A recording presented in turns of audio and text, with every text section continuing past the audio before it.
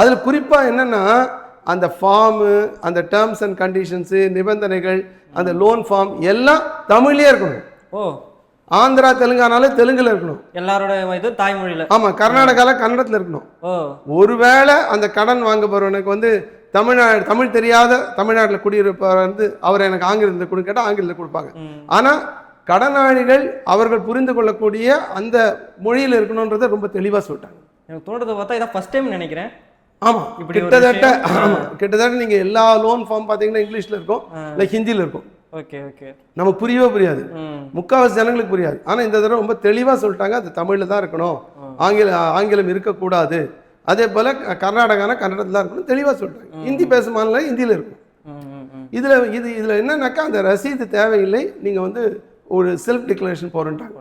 நீங்கள் அடுத்த விஷயம், ரொம்ப முக்கியமான விஷயம் என்னென்னு பார்த்தீங்கன்னா, நீங்கள் வந்து உங்களுக்கு திருப்பி செலுத்தும் திறன் இருக்கா அப்படிங்கிறத 2.5 லட்ச ரூபா வரைக்கும் நீங்கள் கடன் வாங்குறீங்க வச்சுங்க, அதை பார்க்க வேண்டியதே இல்லை.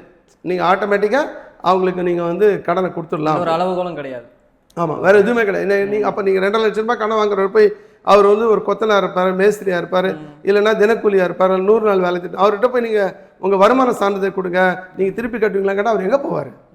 அப்போ அதை கைவிட்டுட்டாங்கன்றது ரொம்ப முக்கியமான விஷயம்.